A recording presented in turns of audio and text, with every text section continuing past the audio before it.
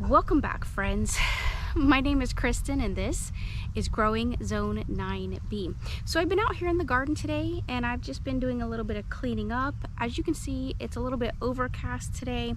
Our Vigo beds have arrived, and so that is something that I'll bring you guys along with. We are going to be switching out the beds that are kind of back here behind me. Those three-tiered metal beds that are a little bit dangerous.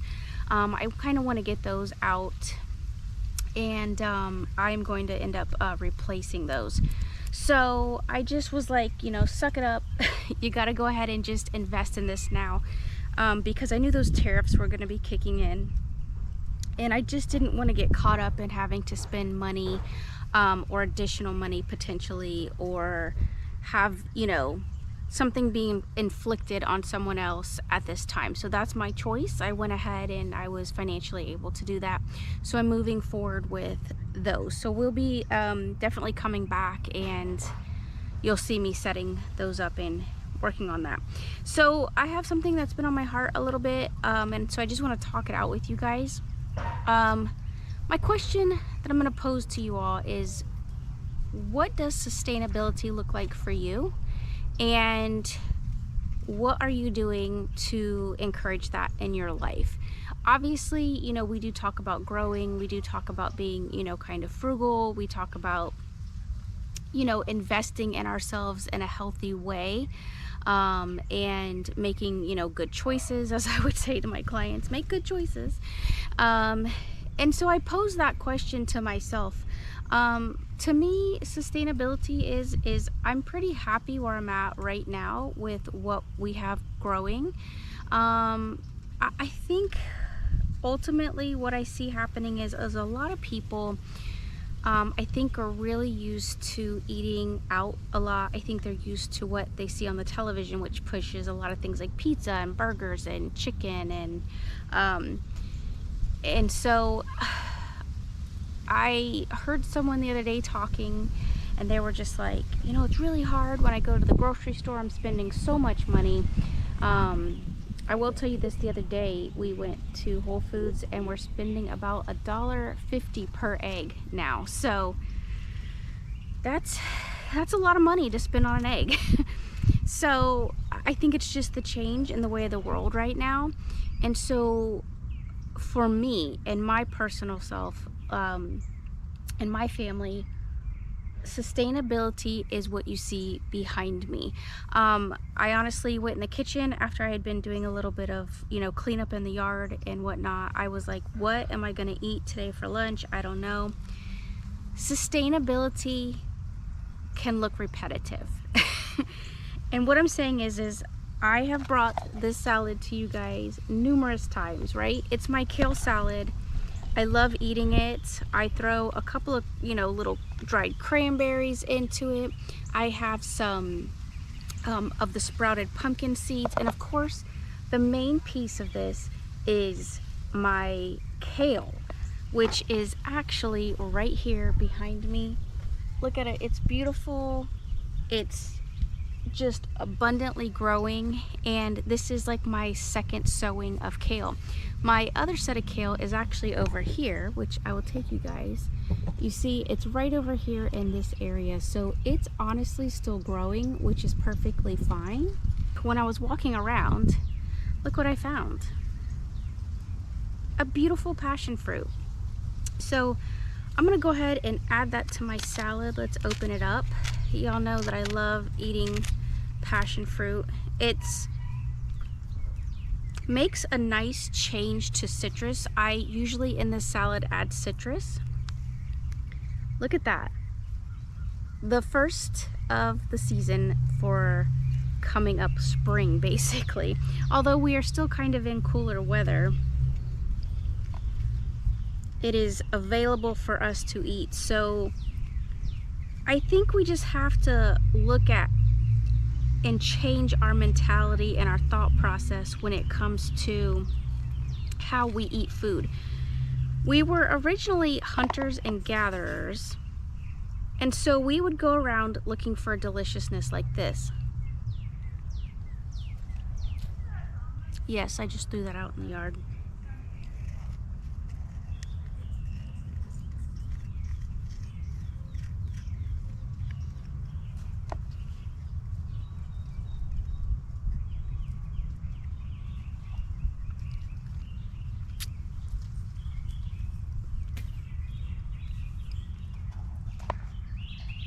All right, so I have added this to my salad. And so we were originally hunters and gatherers, so we were looking for items like this. Friends, we've lost our way, right? I've talked about this.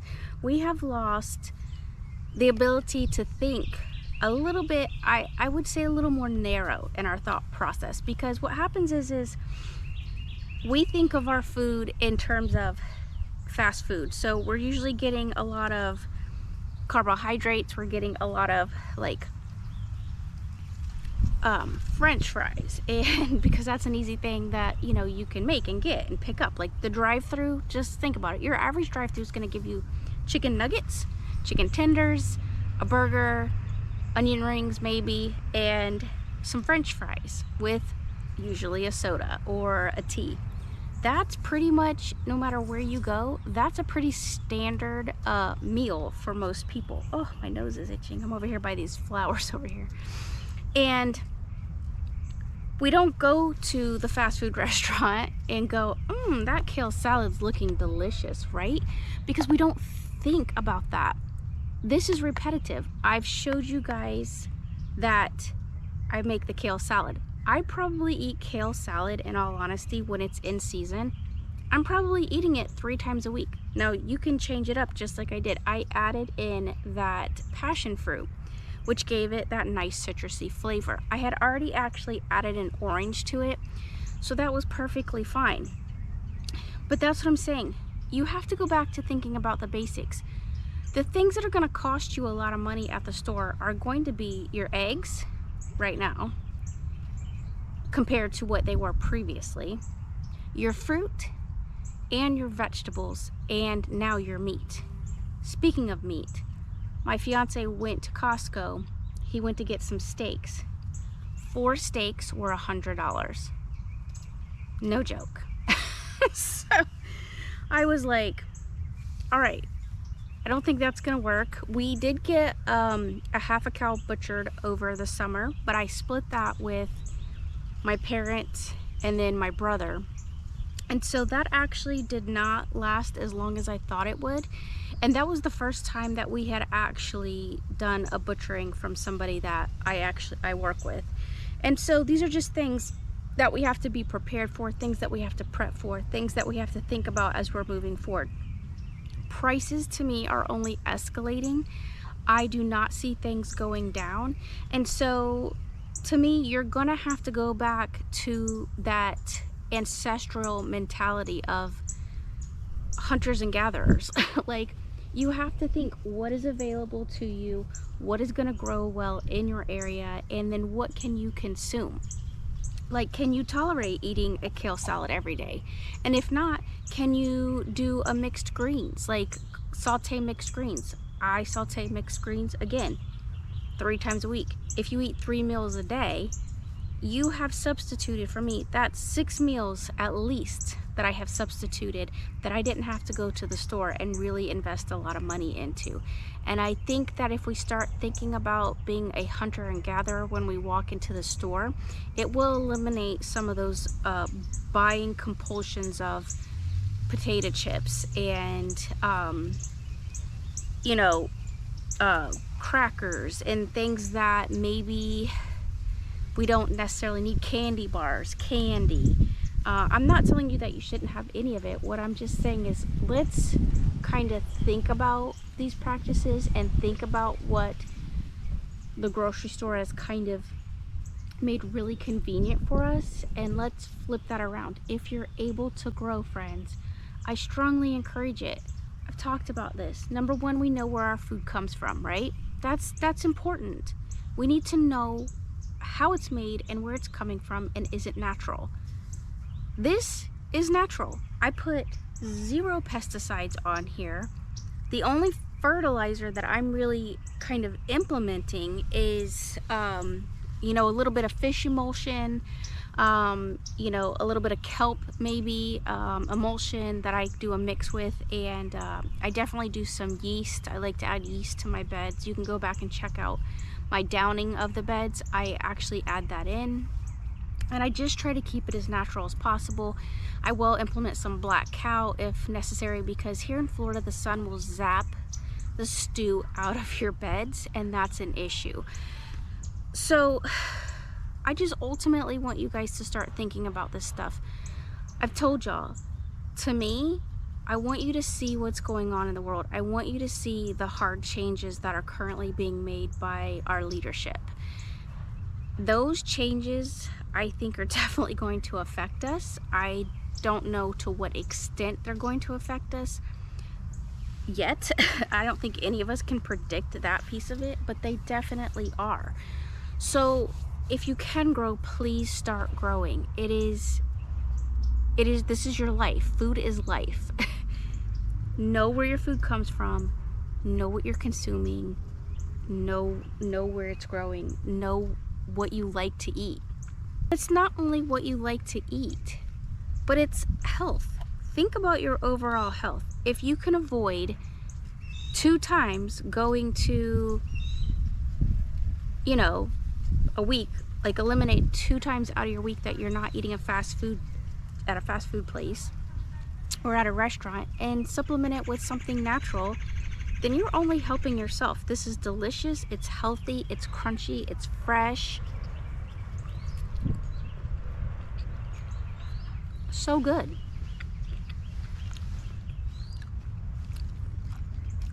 That passion fruit just completely kicked it up a notch. Not something that everybody gets. And so while things may be repetitive, y'all, I just want you guys to really just start thinking again, more that hunter-gatherer. Think about what's growing in your garden and go out and gather it, because that is really vital. I think you guys are really going to need this as we move forward in the future. I really want you to be prepared as much as you can. I don't want us to be caught up in a Handmaid's Tale situation.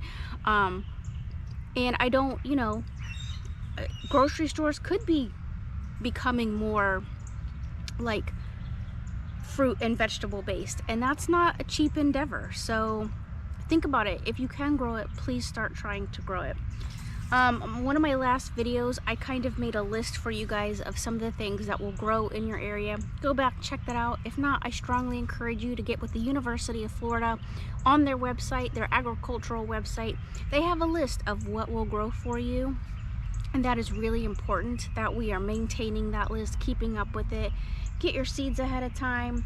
I put in some more radishes over here right next to me, so that you guys are going to be seeing more of that in the future. I've got some additional, those are actually collard greens, and then of course you guys can see that I have the arugula. You know that I absolutely love arugula. It is so versatile and so good and so easy to grow. My parents come over. I also grow because my parents help take care of my nephews. This helps, they're both retired, my parents, and so this kind of, helps to substitute a little bit. I'm also encouraging my parents to grow. Over here behind us pretty soon, we're going to be pulling out some turmeric out of the garden. I'm really excited about that. I've also got lettuce growing over here on this side. And like I said, I've got some other things that are coming up soon that I'm really excited to start sharing with you guys. I actually bought, and I don't think I've shown this to you guys yet because it just came in. I don't know if I've even talked about it with you guys. I talk about it with my friends, so sometimes I'm like, but you guys are my friends too. I mean, my actual physical friends. It's called a pond apple. I ordered it from So Exotic Seeds. Now, it was not cheap for me to purchase this plant, but that's okay. I want to kind of start to diversify some of my fruit trees that I have. And so we're going to move that down closer to the lake because it likes water. And so that's really, if we didn't have power or something happened, we try to think like that. Or, the system shut down, God only knows. I could go out there and just take water to those plants fairly easily from the lake. So, I just want to give much love to you guys and just really just come to you with, I want you to have an open heart. I want you guys to really start thinking about beginning, growing and just moving forward with it. I know not everybody can. I know some people just dream about the life that I currently have. I've said this before, I have a girl at work who's like, I literally dream about your house. I didn't know it was your house. And she's like, I wish I could live there. I wish like your house and what you have growing, and you know, the little bit that you have is a dream to me at this point. And she's like, and I don't know if I'll ever obtain it. So if it's not a possibility for you, maybe like her, she has a friend like me that does grow, and that I am willing to share what I have. And that's what I'm saying.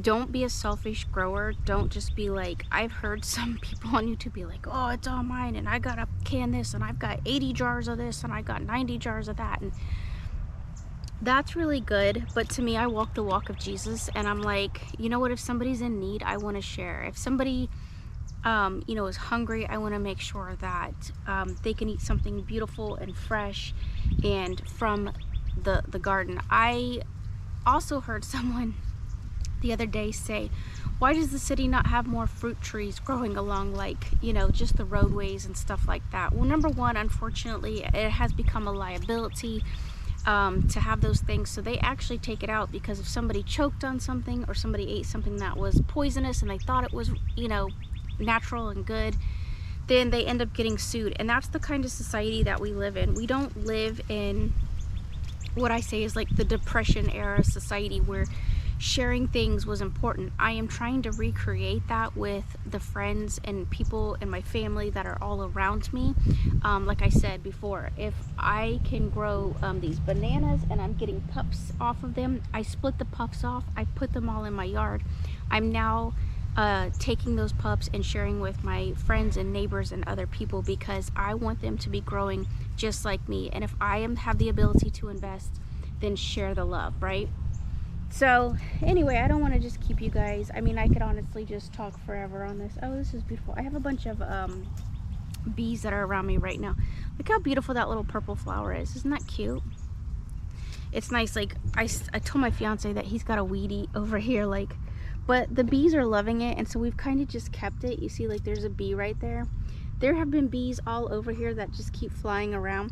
This is like, I think it's a Spanish, I don't know, it's just like a native flower, but nonetheless, it keeps our bees happy, and you can actually make a tea with it. The native Indians used to make a lot of tea with those flowers, so, but it does look kind of trashy, and I'm like, yeah, we need to kind of clean it up, because spring will be coming, and with spring comes snakes, so we have to be really cautious about stuff like that. But right now you can just see, even over here on this back bed, you can see, like, it's just like super growing.